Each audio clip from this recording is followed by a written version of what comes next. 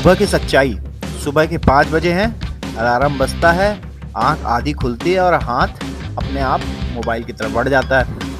एक बटन दबाता है स्नूज, दिल में एक आवाज़ आती है आज नहीं कल से जाऊंगा।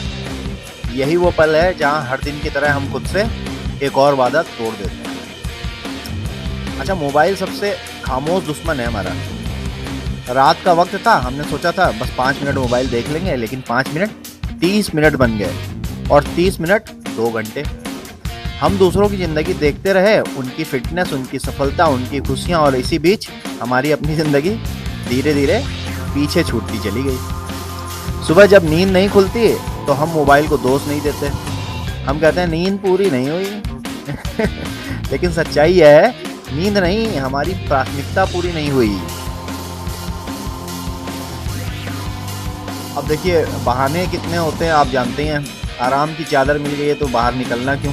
सुबह उठते ही दिमाग काम करने लगता है, आज ठंड बहुत है, आज मौसम ठीक नहीं है, आज शरीर दर्द कर रहा है। लेकिन ज़रा सोचिए, जो लोग रोज़ जिम जाते हैं, क्या उनके लिए मौसम अलग होता है? नहीं ना। फ़र्क सिर्फ इतना है कि उन्होंने आराम से ज़्यादा अनुशासन को चुना है। बहाने आराम देते हैं लेकिन परिणाम कभी नहीं। जिम्मेदारियों का सच। हम कहते हैं बच्चों को स्कूल छोड़ना है, ऑफिस जल्दी पहुंचना है, घर की परेशानियां हैं, और यह सब सच है। लेकिन एक सवाल जो हम कभी खुद से नहीं पूछते, अगर आप ही बीमार पड़ गए, सोचो, अगर आप ही बीमार पड़ गए, अगर आपकी सेहत ने साथ छोड़ दिया, तो बच्चों की ज़िंदगी कौन निभाएगा? जिम्मेदारी कौन निभाएगा? तब घर कौन संभालेगा? खुद को स्वस्थ रखना कोई स्वार्थ नहीं है, यह सबसे बड़ी जिम्मेदारी है बाबू।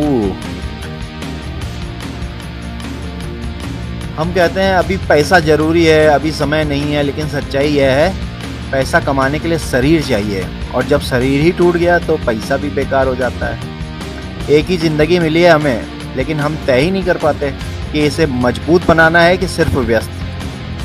स्वास्थ्य को टालना, खुद को टालना।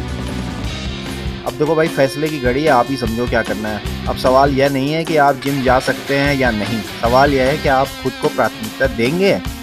अलार्म फिर बजेगा, बहाने फिर आएंगे, लेकिन अगर इस बार आप उठ गए तो यकीन मानिए, यहीं से आपकी ज़िंदगी बदलनी शुरू हो जाएगी। और ध्यान रखना, अब अपनी ज़िंदगी में ये लिखना, अब कोई बहाना नहीं करूँगा।